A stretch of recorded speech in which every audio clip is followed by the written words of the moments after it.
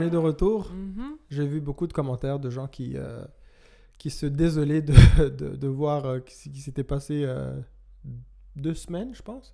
2 semaines depuis notre dernier Ben là, extra. faut expliquer un petit peu. Là. Depuis notre dernier extra, Ouais. tu as eu ton entretien avec Mathieu Bock-Côté. Oui. Et aussi celui avec Webster. Mhm. Je crois que celui avec Mathieu Bock-Côté a fait réagir beaucoup, beaucoup. Je pense que c'est... Oh oui. C'était très intéressant. Très intéressant de voir à quel point c'est le podcast qui a fait le plus réagir. Est-ce que tu t'y attendais? C'est quoi? Non, pas vraiment. Non, pas vraiment. J'étais surpris. J'étais surpris parce que je pensais, oui, parce que je pensais naïvement que comme le contenu était proposé par moi,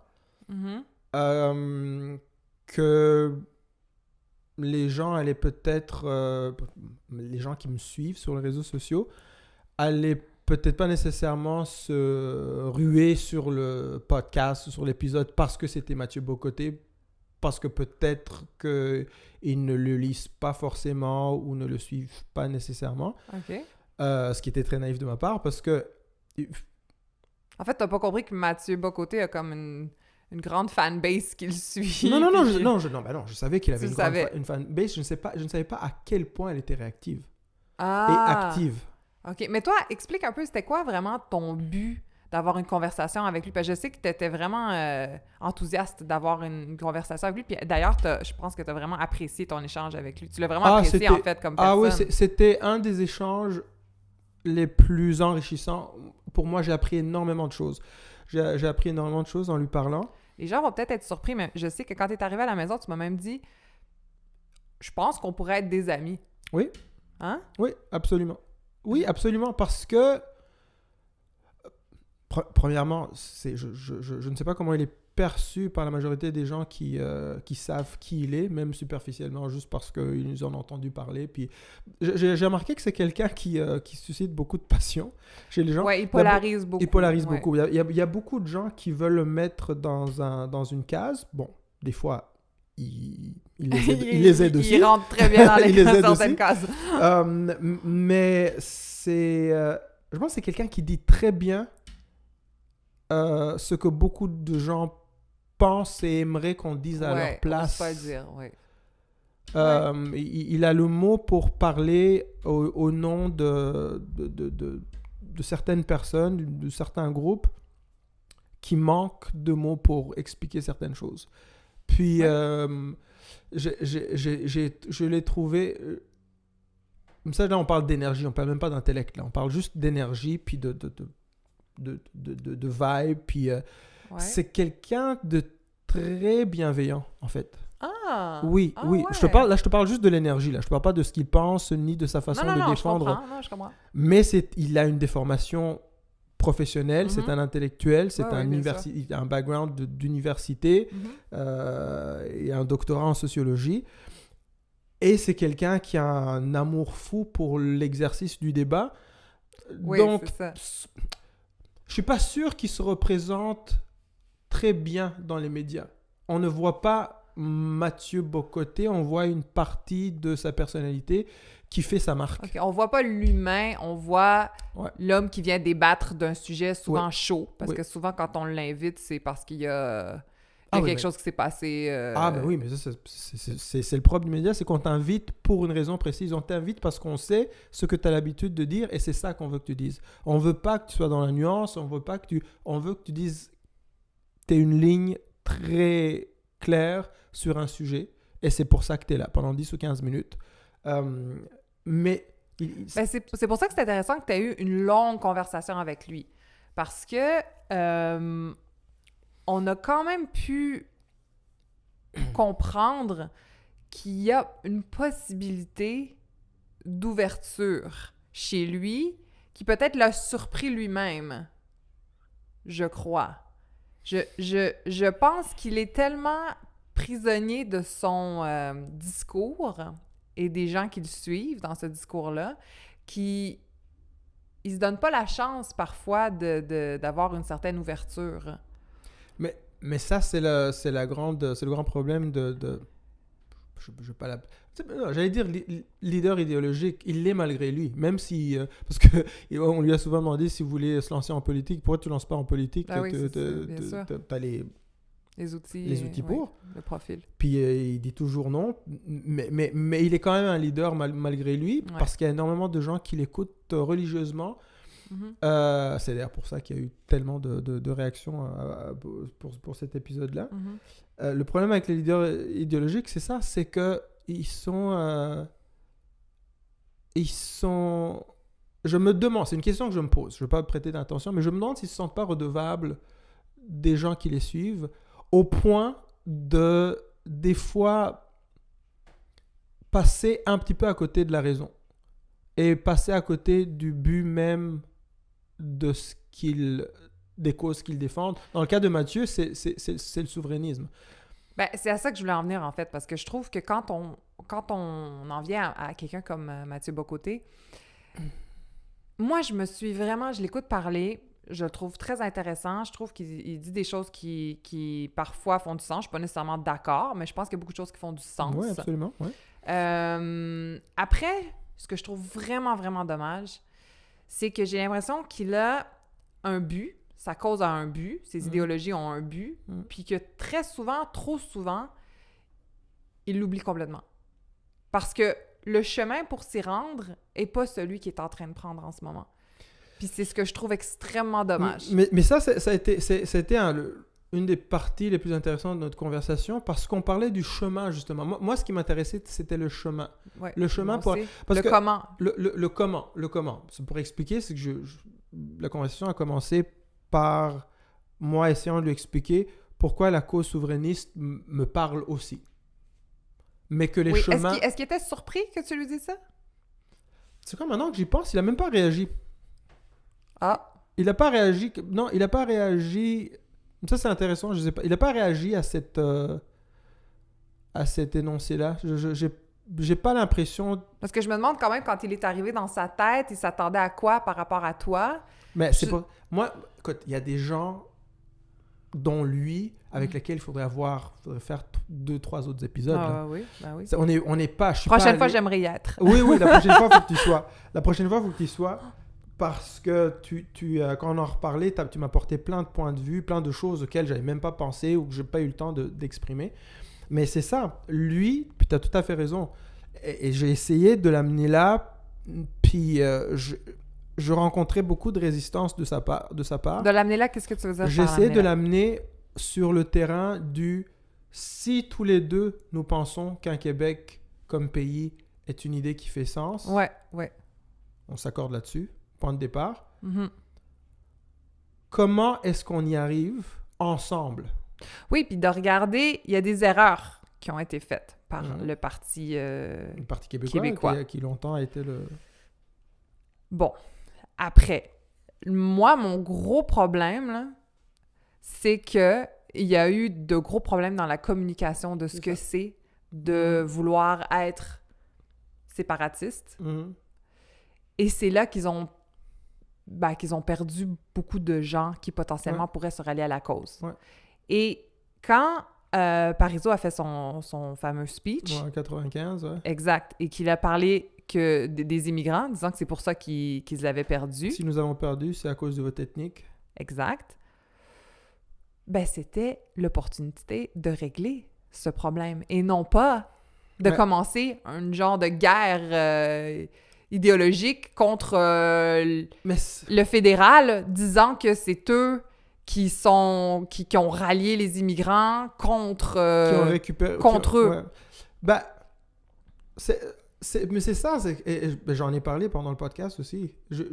Moi, je reviens toujours à cette phrase parce que je pense sincèrement que si en 95, la phrase qu'on retient de Jacques Parizeau avait été « si nous avons perdu », c'est à cause du vote ethnique.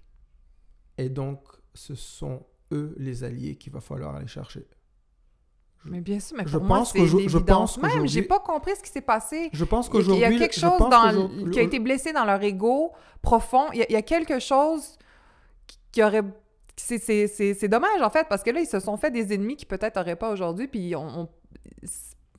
Mais on parle quand même de racisme quand on parle de... Mais même Mathieu Bock-Côté se le fait reprocher, là. C'est des choses il y a qu'on des lui gens- reproche, là. Ah non, mais il y a des gens pour qui Mathieu est un raciste. Exactement. Donc, C'est clair. Mais j'ai pas fini. C'est très important. Je pense sincèrement que si la phrase de Jacques Parizeau avait été « Si nous avons vécu, si nous avons perdu, c'est à cause du vote ethnique. » Et donc, c'est ce groupe-là qu'il va falloir aller chercher comme nouvel allié. Le Québec serait peut-être un pays aujourd'hui. Moi, là-dessus, je suis assez d'accord. Parce que, comme tu sais, je suis pas contre l'idée d'avoir un pays québécois. Moi, je suis pas contre cette idée-là. Après, je suis contre la façon dont on s'y prend en ce moment. Parce que, en fait, c'est un peu c'est la mission du Parti québécois. Donc, on s'y prend.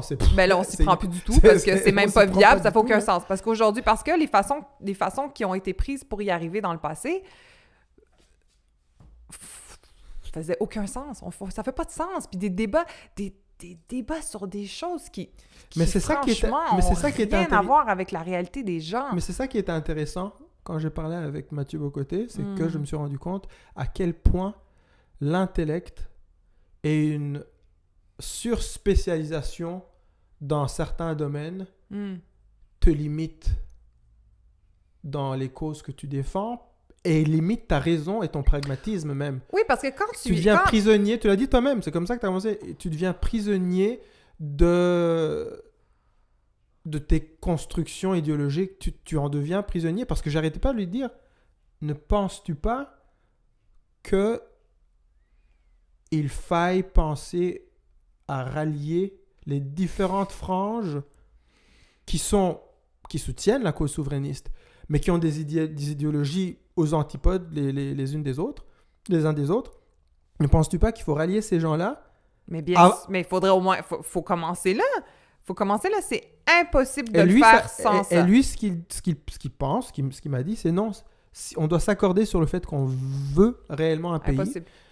Et une fois qu'on aura le pays, on aura les outils politiques qui nous manquent pour avant de pouvoir construire le Québec que chacun aimerait avoir. Non, avant de vouloir rallier les gens, il faut les rassurer. Il faut les amener avec nous. Je veux dire, tu peux pas dire ouais, toi, je t'aime pas, t'es mon ennemi, puis mais est-ce que tu veux faire partie de ma gang? Non. Faudrait peut-être dire, mais je t'aime bien pour telle raison. Tu comprends? De lui dire, ben, tu sais quoi, dans ma gang, il y a des choses cool qui se passent. Est-ce que tu as envie de te joindre à nous? Je sais pas si c'est assez de base, là, mais je veux dire, on peut pas demander soyons d'accord pour avoir un pays sans même avoir fait un pas vers les autres avant. Il faut rassurer. Les gens ont peur. Ça fait peur. On a parlé à plusieurs personnes dans notre entourage qui tout de suite sont complètement contre l'idée du séparatisme parce que séparatisme, ça veut dire être pure laine, québécois et rien d'autre. Donc, déjà, il y a des gens qui se sentent exclus. Non, mais c'est complètement ça. C'est ce que j'ai dit ça à Mathieu. J'ai dit à Mathieu, il y a eu un problème dans votre marketing. Oui, c'est ça, exactement. Dans votre com est la foirée parce que moi, quand je suis arrivé au Québec en 97, dès l'accueil des gens avec qui je faisais de la musique ou des gens avec qui j'allais à l'université, il était clair que défendre la cause souverainiste venait forcément avec un penchant idéologique très, très, très à droite, limite extrême droite, donc anti tout ce qui n'est pas pure laine québécois. Puis je sais pas si c'est devenu un truc que les immigrants ou les fils d'immigrants ou n'importe qui est un peu ethnique ou se tient avec des gens de différentes nationalités ont commencé à se dire ou se disaient entre eux.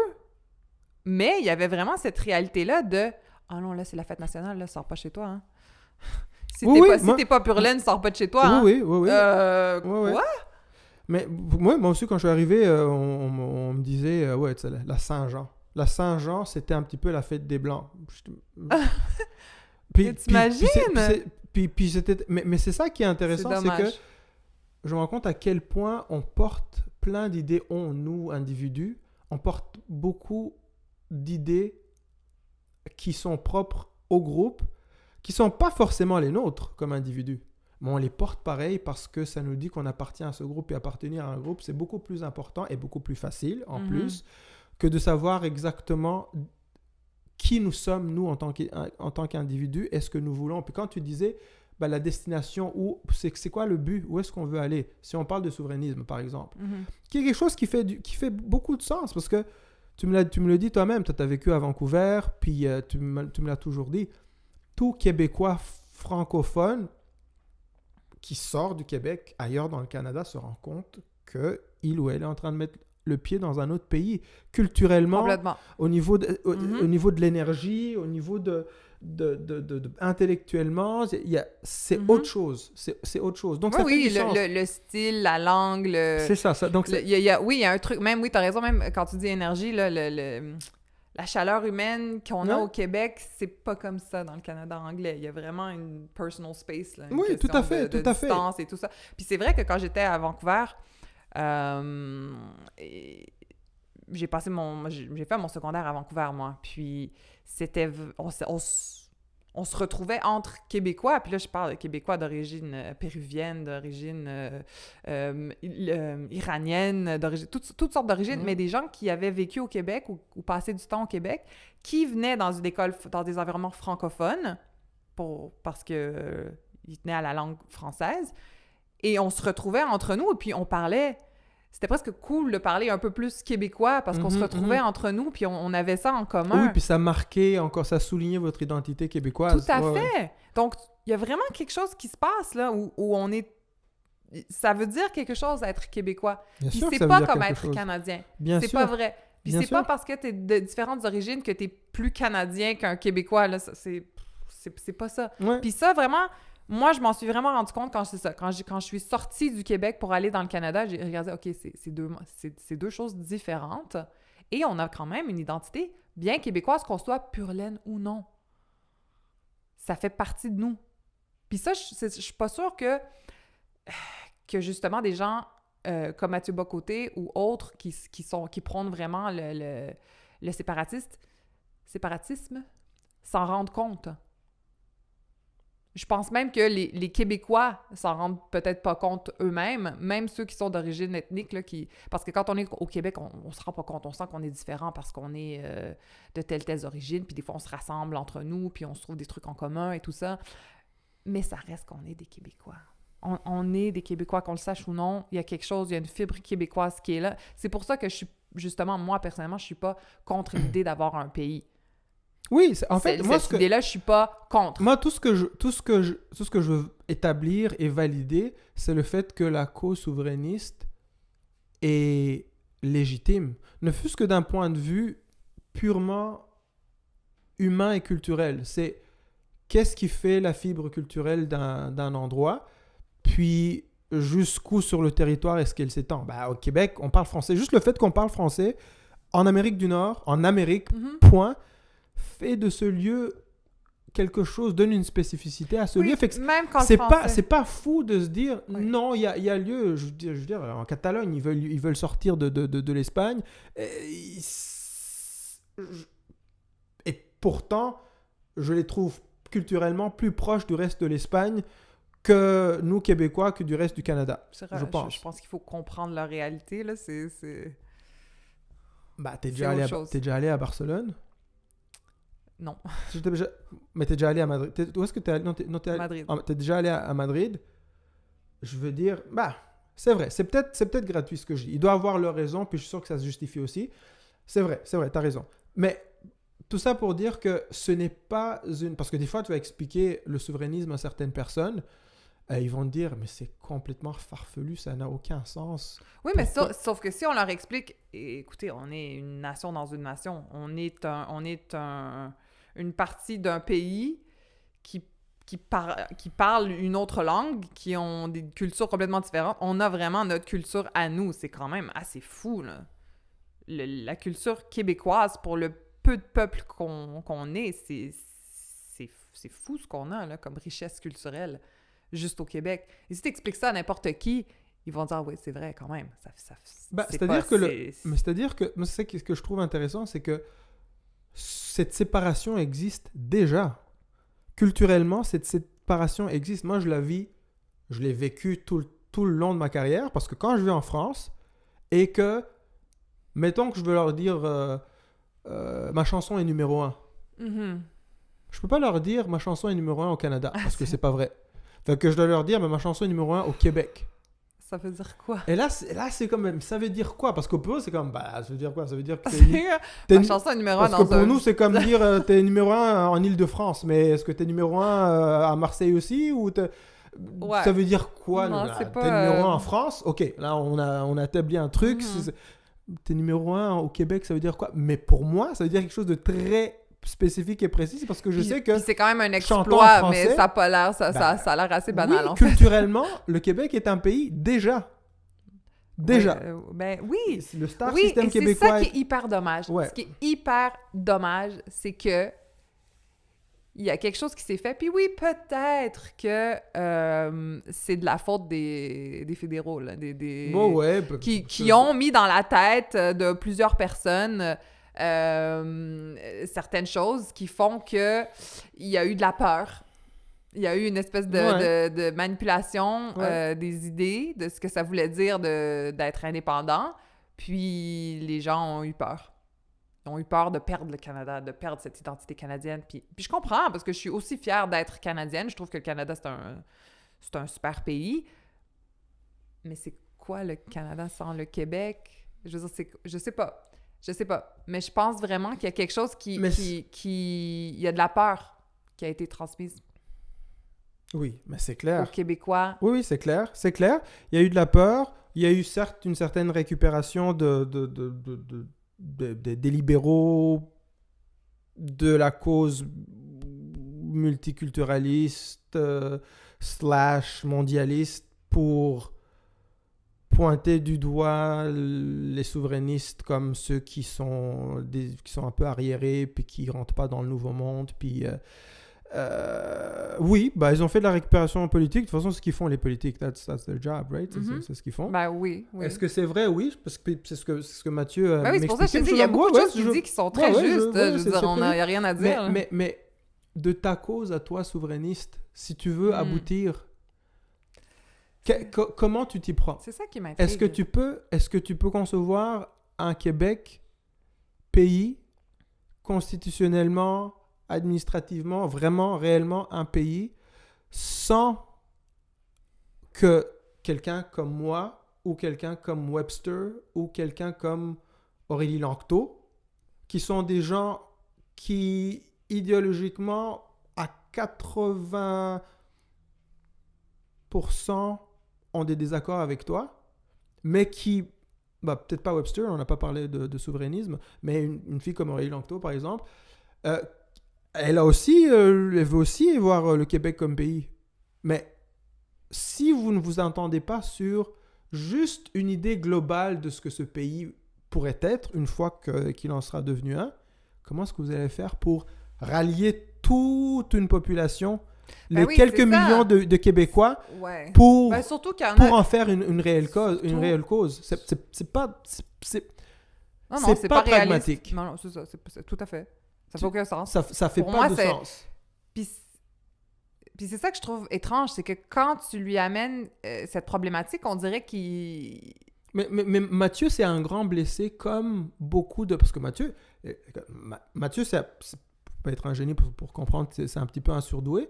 Mathieu, il fait de la politique depuis l'âge de 15 ans. La cause souverainiste, c'est depuis l'âge de 15 ans qu'il la porte. OK? Donc lui, quand il parle de 95, là, il devient très ému parce que pour lui, c'était une défaite personnelle.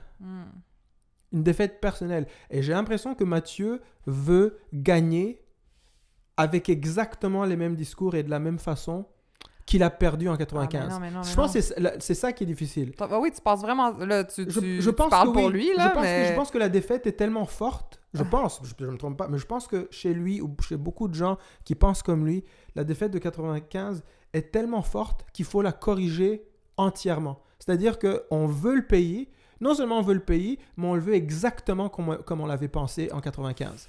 Mais entre 95 et aujourd'hui, il s'est passé tellement de choses. Non, puis... Et le Québec a tellement évolué. Non, puis vraiment, ils ont excuse mon langage, mais ils ont foiré, là, en 95-2000, là, pour que les jeunes commencent Big time.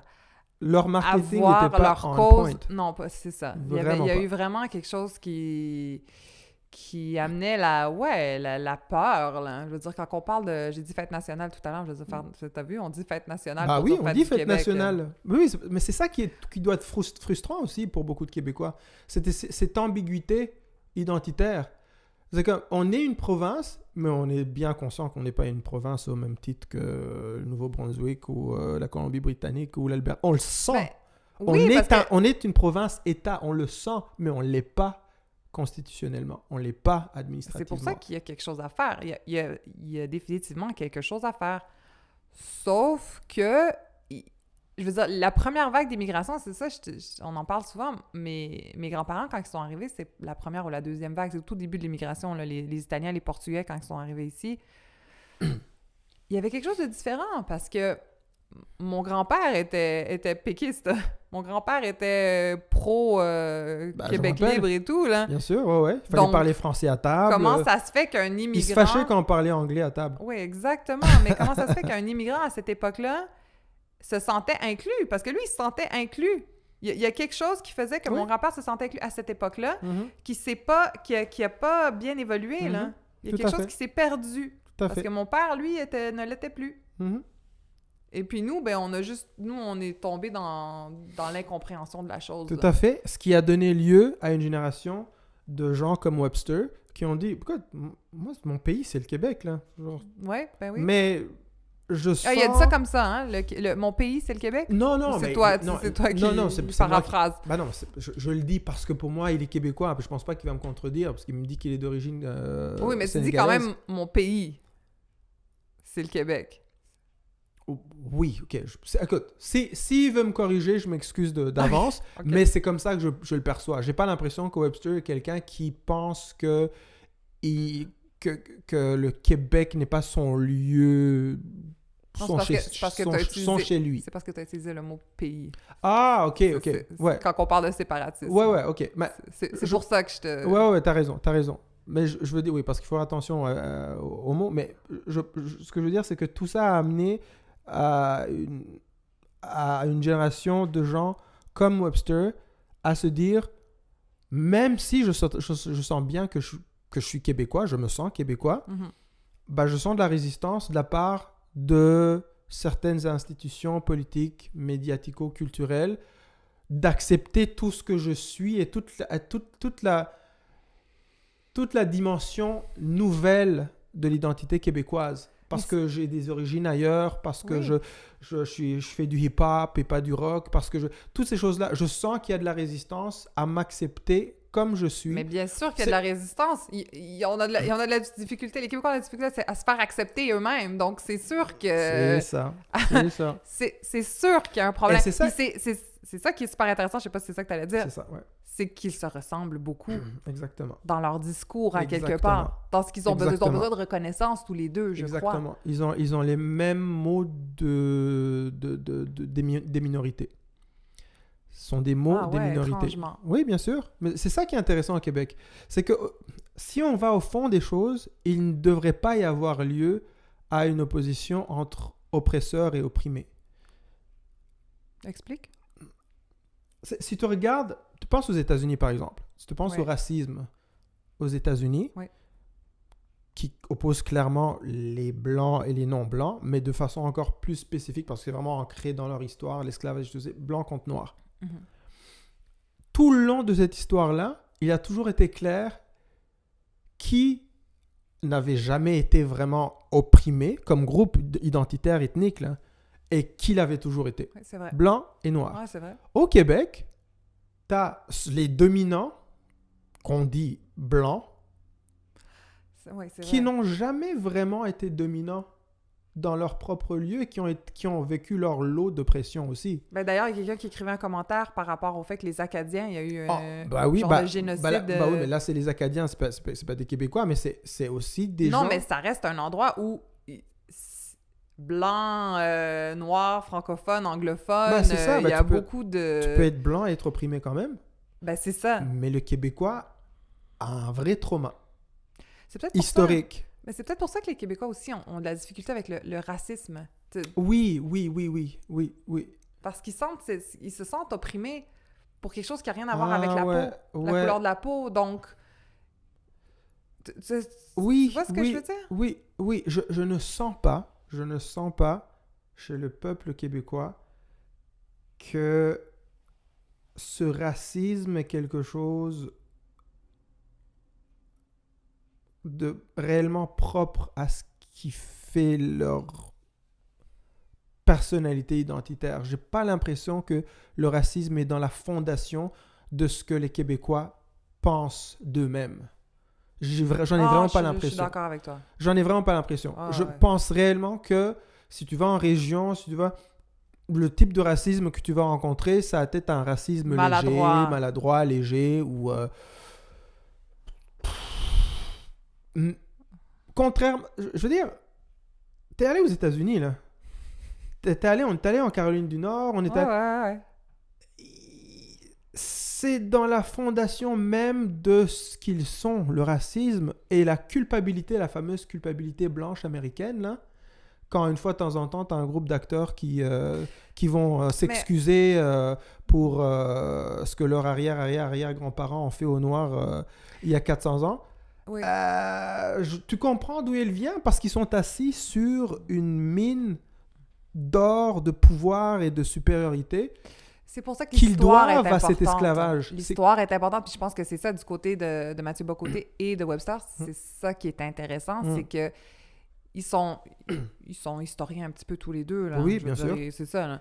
Ils vont... Mais c'est ça qui est intéressant. C'est ça aussi très intéressant. Ben oui. Ils sont historiens, mais chacun... C'est ce qui est intéressant aussi avec l'intellect et les limites de l'intellect, c'est que on a des connaissances très pointues, mais qui sont forcément orientées par ta psychologie. C'est-à-dire que... Par ton besoin à toi. Tes besoins psychologiques à toi.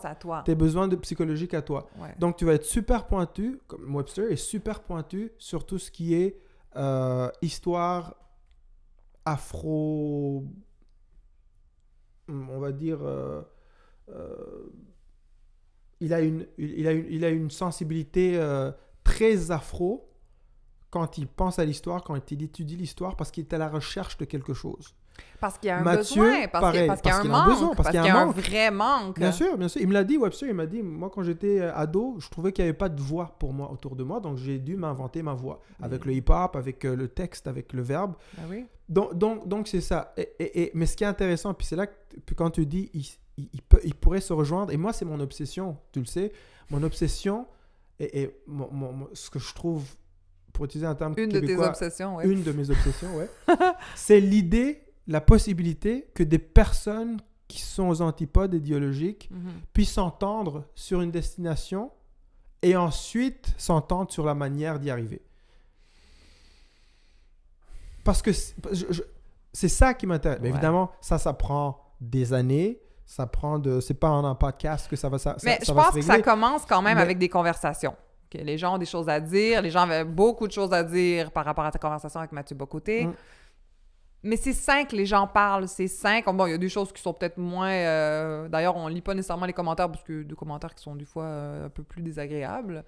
Oui, mais... C'est correct, c'est vraiment correct. Mais moi, je trouve ça bien que les gens disent ce qu'ils ont à dire.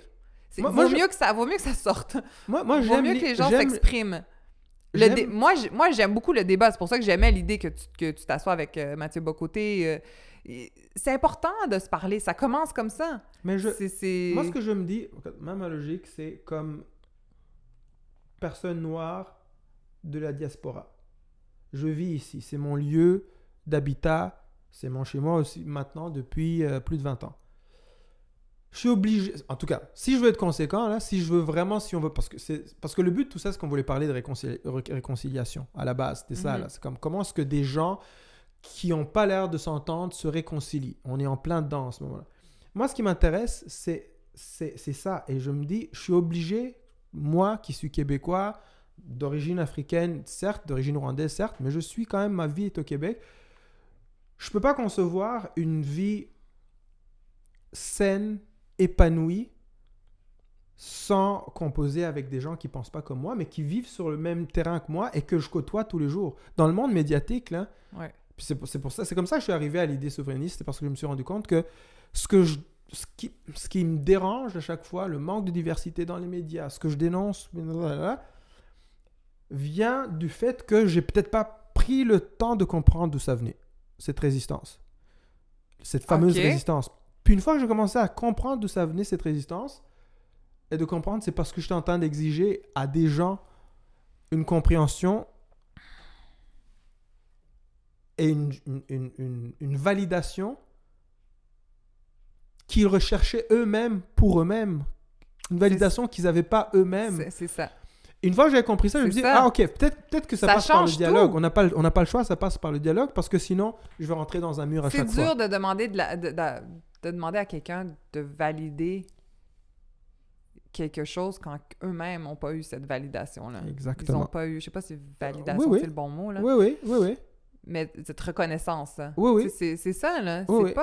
C'est pas plus compliqué que ça, là. Oui. Après, certains vont dire, avoir soi-même une quête d'identité qui n'est pas satisfaite ne justifie pas manquer de compréhension ou d'empathie pour une personne qui t'exprime sa colère. Ça dépend. Bah, dans ce cas-ci, je pense que un peu quand même.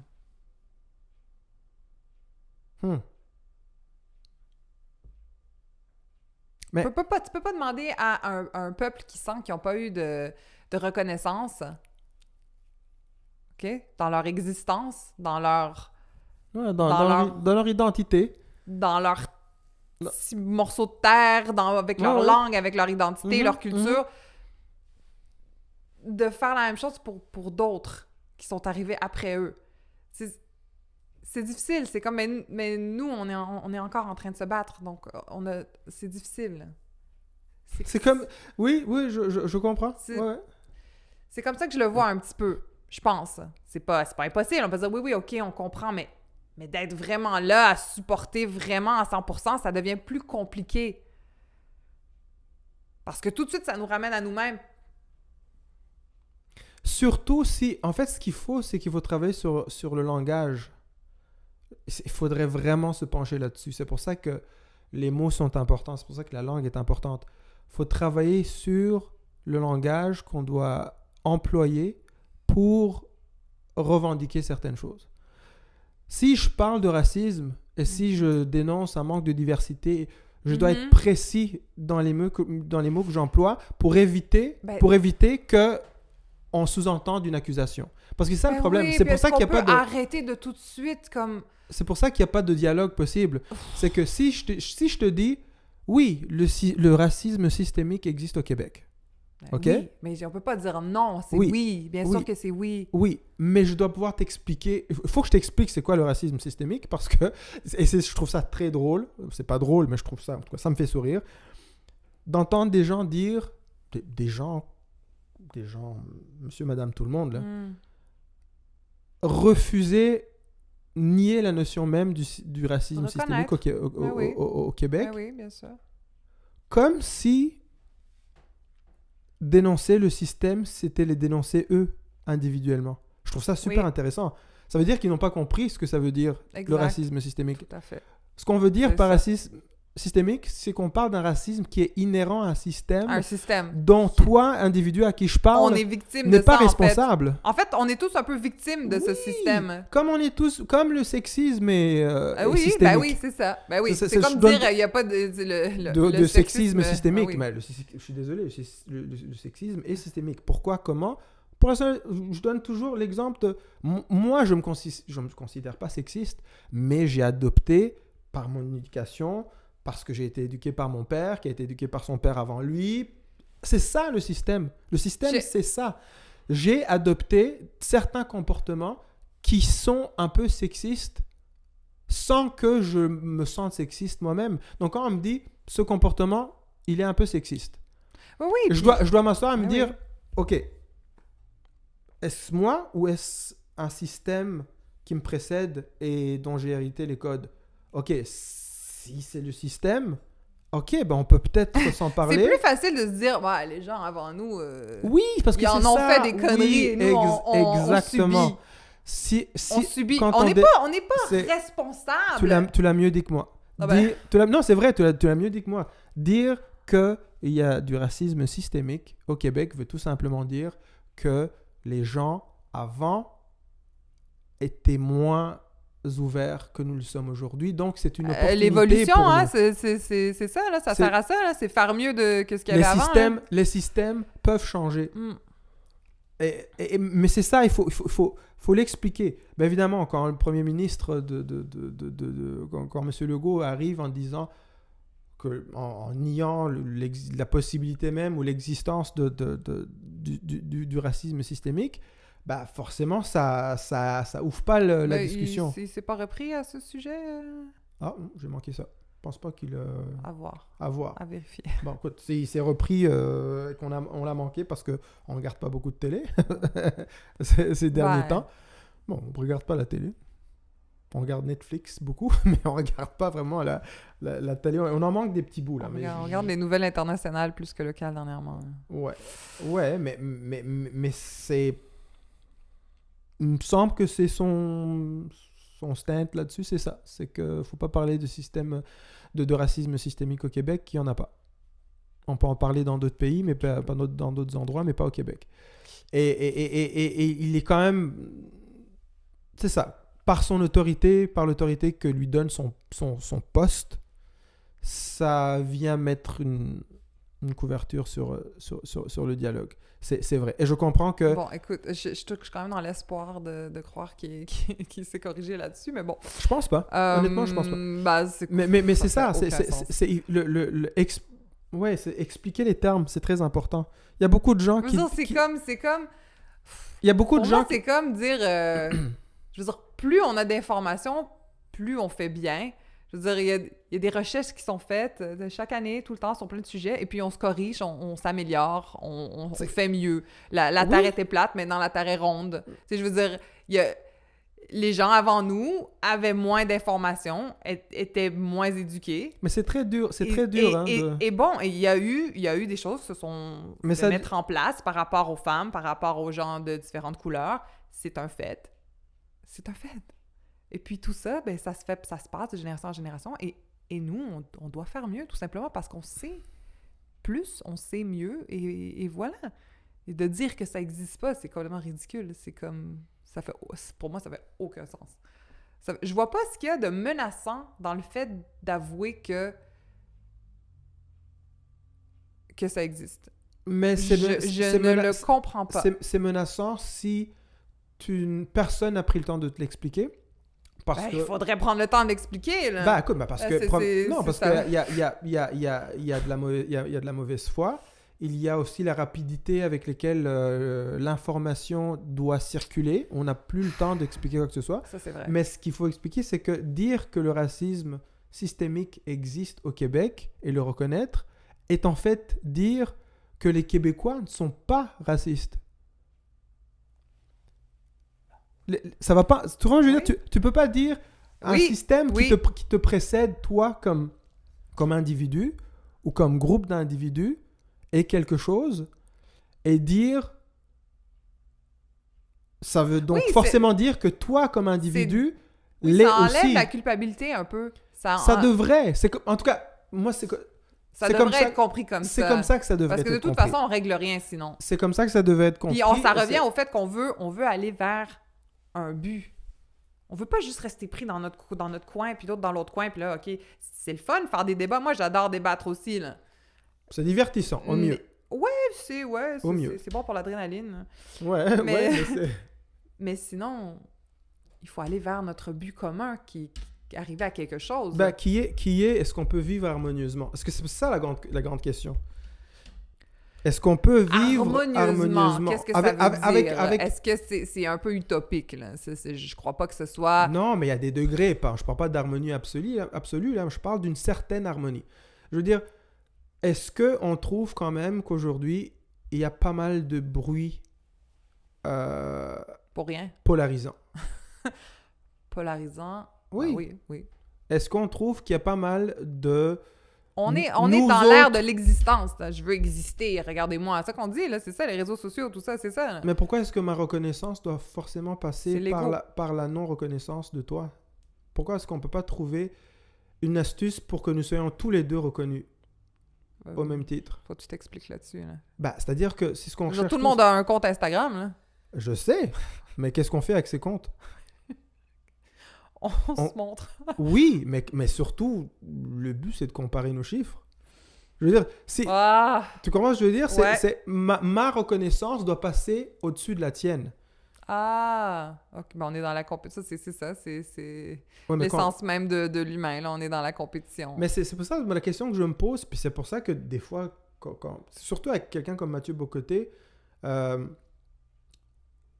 suis très lent dans ma façon d'expliquer ce que j'ai à dire parce que... Ben, t'es comme ça, t'aimes bien prendre ton temps pour... Ben, c'est parce que je pense continuellement contre moi-même. C'est que j'ai une idée, dès qu'elle est sortie, je vois déjà qu'elle n'a pas d'absolu. C'est juste une idée. J'ai pas de certitude. J'ai de moins, et j'en ai de moins en moins en plus. Ouais, t'en auras jamais, je pense. Oui, tu as tout à fait raison, mais il y a quelque chose dans le psyché de l'être humain qui trouve de la sécurité dans les certitudes. C'est pour ça que ou dans l'illusion de la certitude, oui. Oui, peu importe, mais pour l'individu, là, en question, c'est une certitude. C'est pour ça que tout à l'heure, tu parlais de la Terre était plate, puis on nous a appris qu'elle était ronde.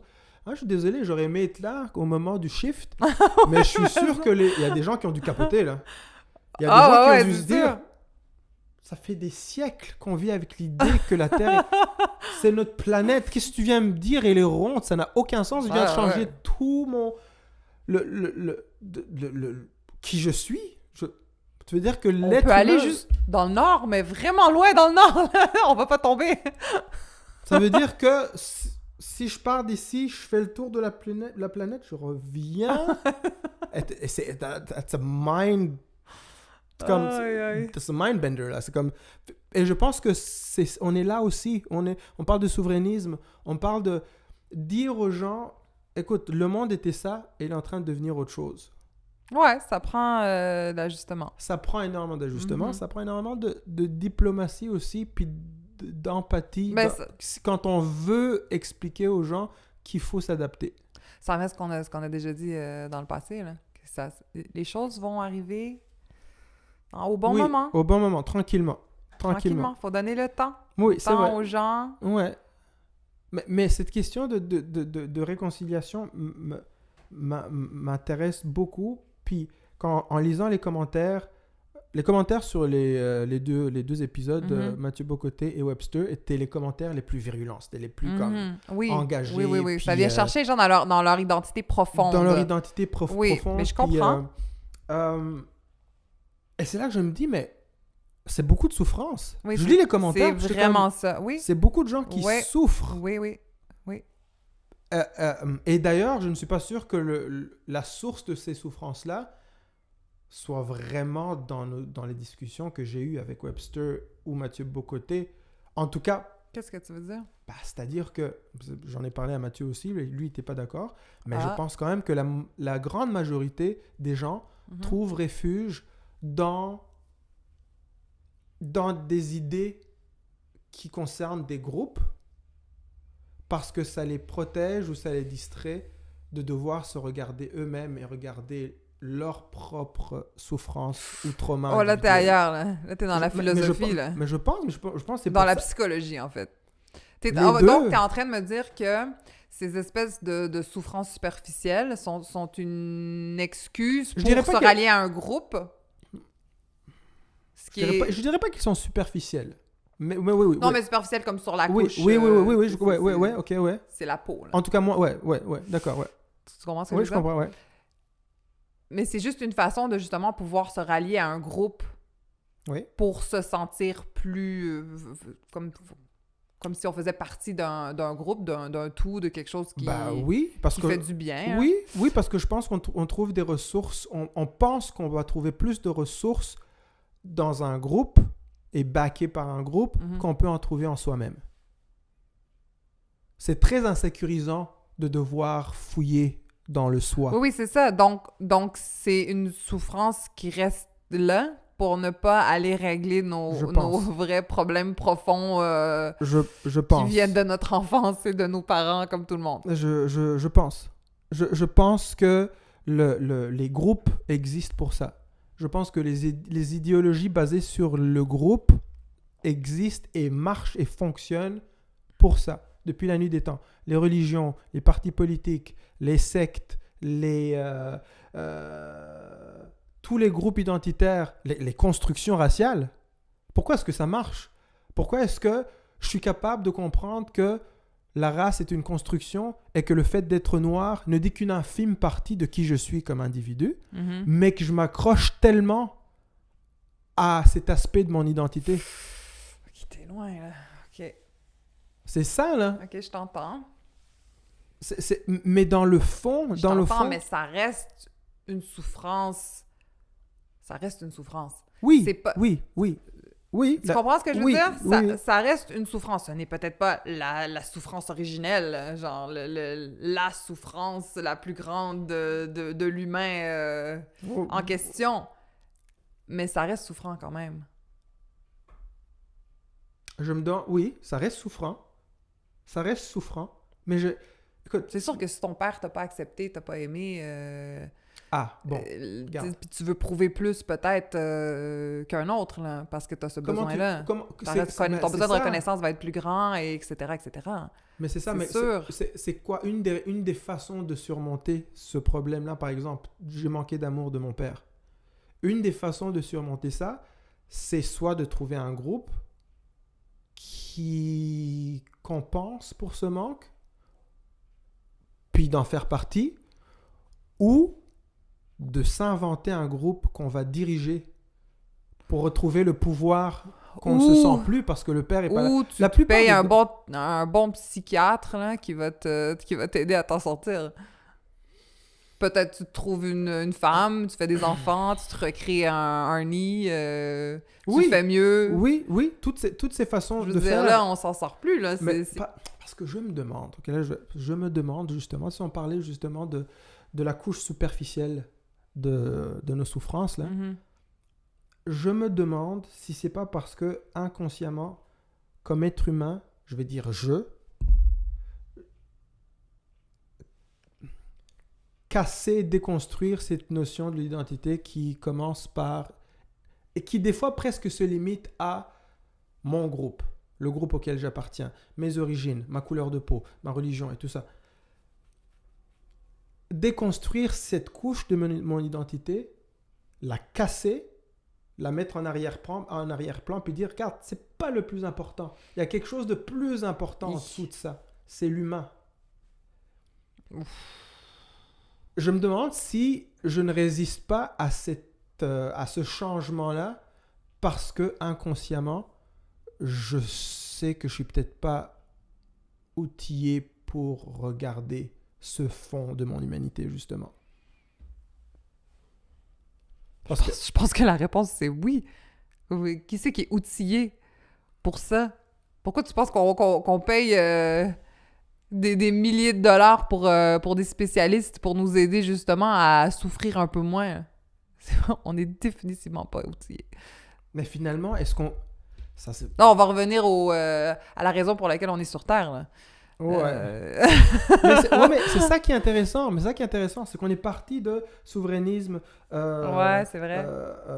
souffrance identitaire, racisme systémique ou pas, tout ça. Finalement, pour arriver à ça, parce que je pense que on fait tellement de bruit avec ces choses-là, parce que c'est la petite surface de nos identités qui est si importante à protéger.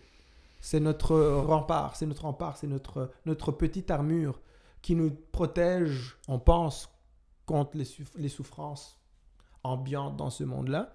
Mais elle est tellement fragile, cette armure-là. L'armure de « je suis noir, d'origine rwandaise, je suis pas musulman, mais admettons que je le suis, ou je suis catholique, ou je suis juif ». Toutes ces choses que j'entends me définir sont tellement importantes pour moi parce que je sais à quel point elles sont fragiles et à quel point j'en ai besoin. C'est un petit peu comme...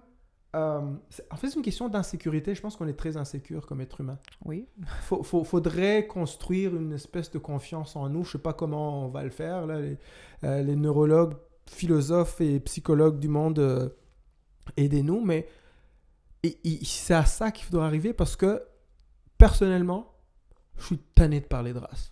Aujourd'hui, là, je suis tanné. J'en peux plus parce que je tourne en rond, je trouve pas de solution.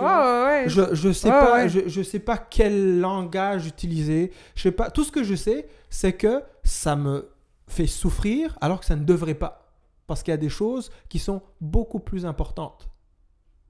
Voilà, ben, t'as tout dit, c'est ça. Comment on fait? C'est ça. Comment on fait? Dites-nous comment on fait? On arrête de parler. Ah. Non. Non, mais c'est pas fou. C'est pas fou. Écoute.